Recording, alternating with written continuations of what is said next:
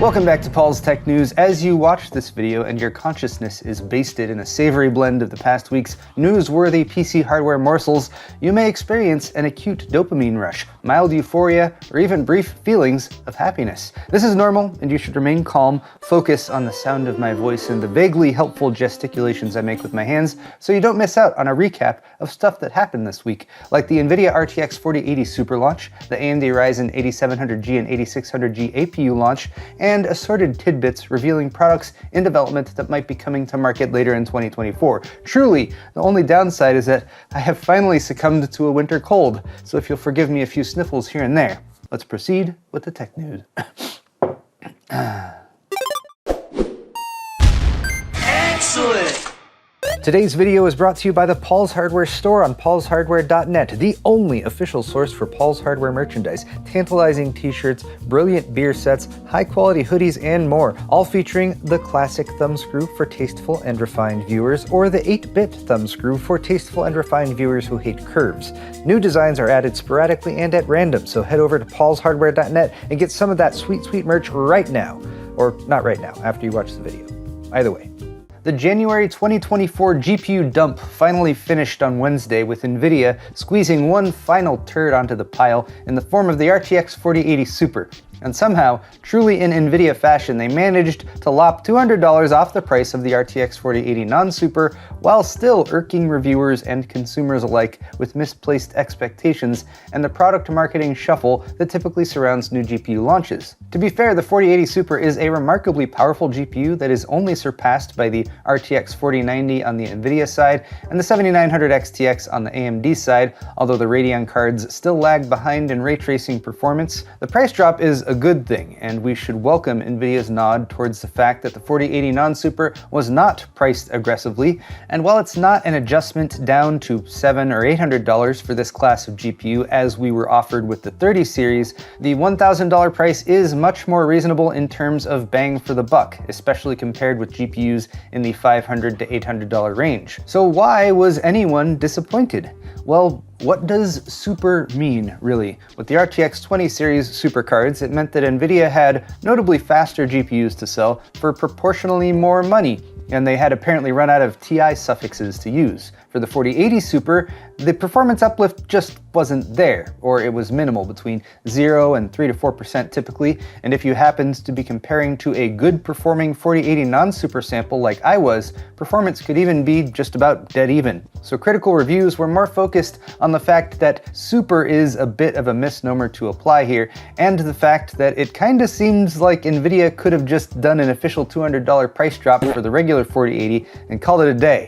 This could have just been an email, which would have saved us all a bunch of time and energy. But then there's also this, perhaps further elucidating why many 4080 Supers and non-Supers perform so similarly. Nvidia actually did reduce the number of power phases on the 4080 Super Founders Edition versus the non-Super, with GPU power phases reduced from 13 to 11 and memory dropping to 2 from 3, as revealed by GeekerWan on YouTube. This won't necessarily apply to third-party 4080 Supers, as those design decisions are up to AIB partners, but it is perhaps one of the ways Nvidia is trimming down their manufacturing costs. It's also notable that the GPU itself is stamped with press sample, meaning Nvidia is specifically labeling the GPUs that they put in press review boards, which they haven't done before.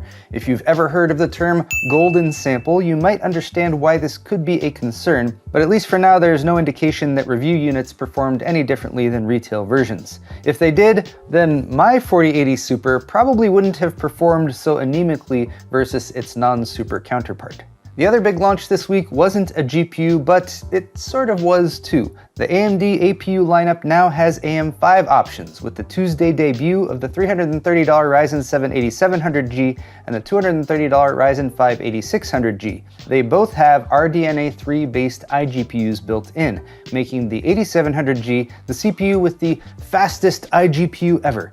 which is roughly equivalent to winning your preschool's finger painting contest, for which AMD deserves a congratulatory pat on the head. However, the potential appeal for budget gamers out there was the prospect of an entry-level APU that could handle gaming decently well at 1080p, allowing for a future upgrade path to a discrete GPU option. Unfortunately, AMD only outfitted the top-end 8-core 8700G with the best iGPU though, the Radeon 780M with 12 compute units, while the 8600G got the 8CU 760M. So for the $330 asking price of the 8700G, there are multiple CPU plus discrete GPU options that would provide 2 to 3 times the gaming performance. Simply pairing a budget CPU like an Intel 12100F or an AMD Ryzen 5600 or 7600 if you want to spend a little bit more for AM5, with a $150 to $250 range GPU like an Intel Arc A580, A750, or a Radeon RX 6600 is clearly a better option if gaming is your focus. There was also the small issue of stop 'em, as revealed by Gamers Nexus, causing these CPUs to throttle after 2 or 3 minutes of use, which AMD responded to and said they'll be fixing soon with a BIOS update. It wasn't working as intended. There was also some confusion about what the F-clock speed should be, so all told it was a rocky launch, and these APUs do not seem to be the entry-level go-to choice for budget gamers, as some were hoping they would be. The CPUs also lack PCIe Gen 5 support. The iGPU performance is certainly a big leap from the 5000G APUs, but it's still notably slower than a GTX 1650. On the plus side though, the Zen 4C cores are extremely efficient, and for more niche use cases such as SFF builds that don't have room for a GPU or home theater PCs, there will likely be some interest. There's also the built-in XDNA neural processing unit. That's AI-specific hardware that has seen little testing in the reviews that have come out so far, but could be an added value for some users. And these APUs seem to really like fast DDR5 speeds, which contribute to better gaming and compute performance, so I'm sure we will see some unique implementations as units hit the mass market. It's just a bit disappointing that they're likely not the best fit for budget gamers. Speaking of things that don't fit well, if you're experiencing any discomfort or binding in your nether regions, perhaps it's time to slip into a fresh new pair of tech briefs, where today we will be looking into the future to see what 2024 has in store for us,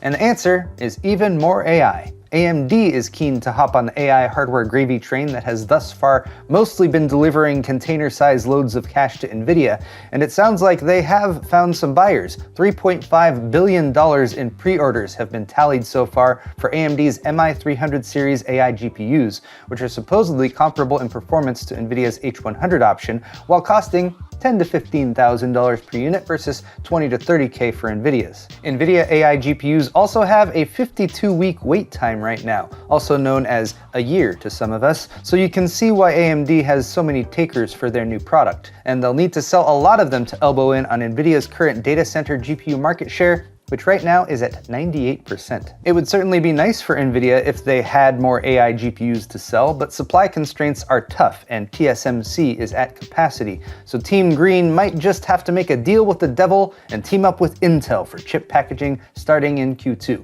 And yes, that was a Devil's Canyon reference. TSMC would still be producing Nvidia's chips and handling 90% of the packaging, but if this money.udn.com rumor is true, Nvidia might be shipping 5,000 wafers per month to Intel's Foundry Services, where they'll use Intel's Foveros technology to mount the chips to silicon interposers in order to complete the packaging stage of the manufacturing process, which could further extend Nvidia's lead in the AI arms race, allowing us to generate even hotter hot dogs than ever before. Moving over to storage, because you need to save those hot dog images somewhere, we have a report from Samsung about their next generation V9 QLC flash, a 280-layer design that increases data density by 50% over the previous best option. V9 QLC also has a maximum transfer rate of 3.2 gigabits per second, so it's not trading density for speed either. Products based on this technology are expected to debut later this year, with good potential for 8TB single-sided M.2 drives or double-sided SSDs that go up to 16 terabytes in capacity. Also coming later this year, new CPUs from AMD featuring the Zen5 architecture, which AMD confirmed are on track for a second half 2024 launch in an earnings call on Tuesday.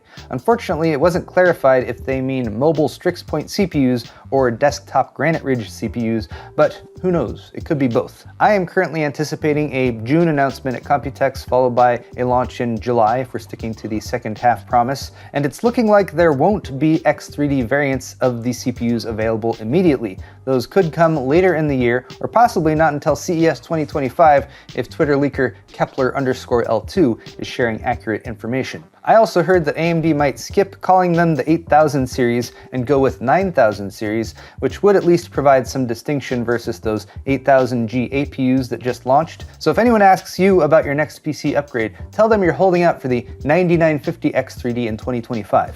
Or I guess the 9800 X3D if you're mainly focused on gaming. Lastly, if you thought the Q1 2024 launches were ending with the debut of the RTX 4080 Super, here's a reminder that AMD also promised us new CPUs for the last gen AM4 platform, and they've already hit store shelves. While reviews are limited as of yet, the $250 5700 X3D can now be purchased, and videocards.com was able to pull some initial benchmarks from bilibili.com. It seems to be outperforming the 13600KF by a decent margin in some titles, while performing similarly in others, although I can't read Chinese, so I'm not sure what these games are. It looks like Pal World 2077 and possibly Bubble Bobble 5 were used, although it's the big lead in Cities Skylines Global Ordnance 2 that I found most impressive. I should add those titles to my benchmark suite. But there you have it, guys, tech news for the week, and if you liked it, click that like button or leave me a comment down below. While you're down there, all the articles I talked about today are linked in the description if you're interested, and you can also check out my store at paulshardware.net for high-quality merchandise, t-shirts, hoodies, beer sets, mugs, and more. Subscribing to my channel is always a good call too. Thanks again, everyone, and we'll see you next week.